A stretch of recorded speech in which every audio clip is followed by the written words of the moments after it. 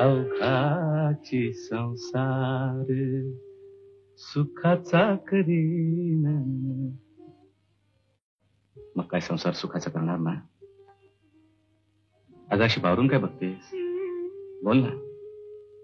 ए येडाबाई, बोलायचं नाही. मला अंतर नाही ना मध्ये ना. अंतर? काय बोलतेस काय तू? मी अशी अडाणी गावंढळ, धड बोलता बी येत नाही मला. या घरचं रीत रिवाज, चलन वलन काय बी ठाव नाही मला. पण मी सारं शिकीन. तो पातूर तुम्ही मला सांभाळून घ्याल ना? खरं सांगू, तुम्हाला अशीच आवडतेस. जन्मोजन्मी असाच पती मिळावा म्हणून बायका व्रत करतात ना, वट सावित्रीचं. तुझ्यासारखी खेडवळ, अशुद्ध बोलणारी पण प्रेम करणारी बायको जन्मोजन्मी मिळावी म्हणून. बिलकी, हा काय वेळेपणा? उठ. तुझी जागा आता पायाजवळ नाही, इथं.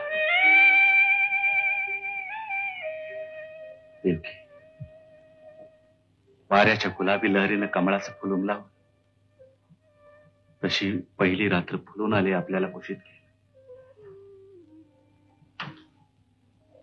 दोन जीवांच्या मिलनाची घडी केशरी चालण्यात नाव निघावी असं वाटतं. खरंच काय योगायोग आहे. तू कुठली, मी कुठला, पण एका क्षणानं हे रेशमाचे धागे जुळले, जन्मोजन्मी न तुटणार. थांबा. का? दिवा घालवा आणि अंधार करा. मग काय बघा, सगळे नितळ सौंदर्य उजेडात टिपायचं की अंधारात? मला माणसाचे अजब कोडच कधी सुटलं नाही. कसलं कोड?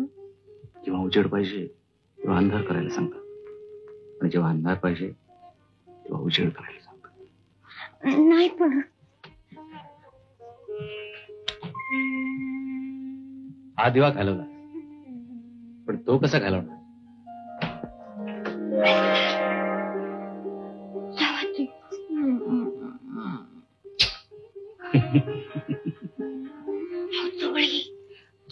चोळे हे काय केलं?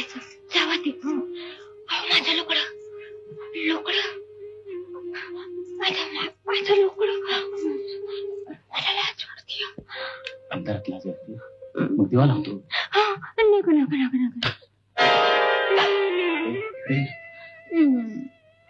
वाहतूकर दिवा घालवा. कडे म्हणतो तर दिवा घाल वाहतूकर. घालवा की. देवकी, कळीनं लाजावं उमलताना, सुगंध देताना नव्हे. दोन जीवांना हवासा वाटणारा हा एकांत, एकरूप होण्याचा मंगल मुहूर्त साधताना लाजू नको देवकी. ही जीवाशिवांची भेट आहे. धनी